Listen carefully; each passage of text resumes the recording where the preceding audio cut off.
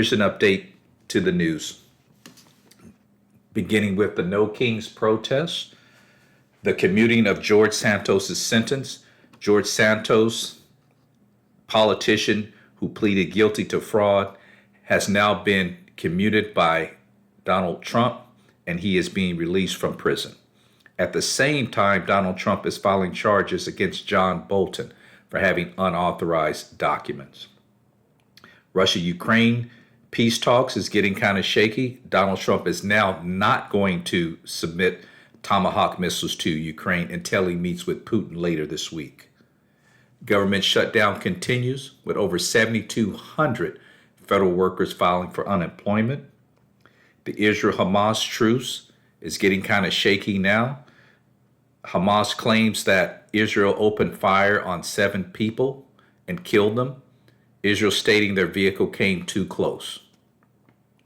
ICE tactics also being questioned as judges has ruled ICE must wear body cameras with their arrests.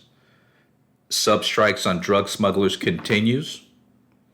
Typhoon disaster in Alaska, and the Dodgers sweep their way to the World Series.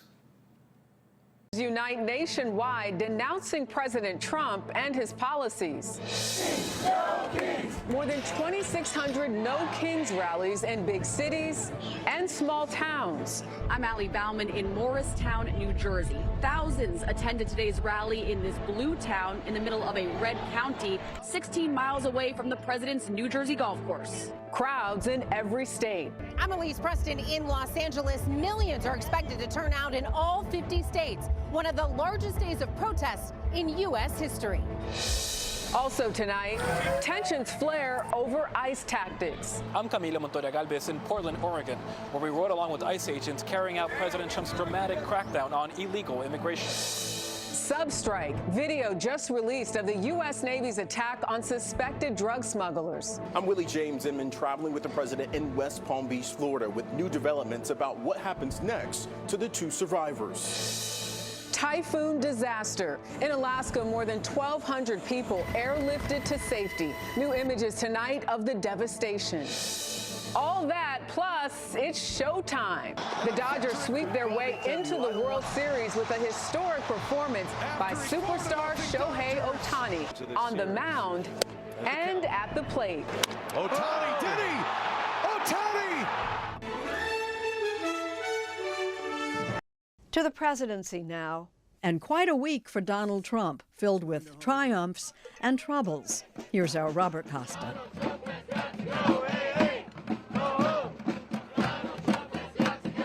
President Trump's critics took to the streets Saturday. What do we do? Fight back. Organizers said there were more than 2,600 events nationwide. They were called No Kings protests, a nod to alarm about Trump's use of power, from immigration raids to the deployment of federal troops in cities. The crowds were energetic, and speeches were fiery. We will not move toward authoritarianism in America. We, the people, will rule. As for Trump, he mocked the protests on social media. The activism here in Washington and around the country was the end of a busy week. The federal government has now been shut down for 19 days, with Republicans and Democrats digging in. On Friday, Trump commuted the sentence of former New York Republican Congressman George Santos, freeing him from prison. Santos had pled guilty to fraud and identity theft. Trump's gesture comes as the Justice Department faces scrutiny for the prosecution of some of his critics. Ambassador Bolton, do you have any comments?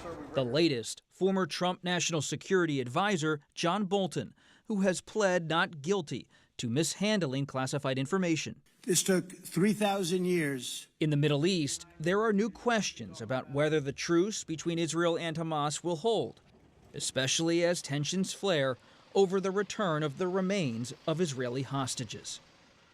And there are challenges in Russia's war with Ukraine. Though he met with Ukrainian President Volodymyr Zelensky this past week, President Trump has so far held off on providing long-range Tomahawk missiles. And Trump announced he would soon meet again with Russian President Vladimir Putin.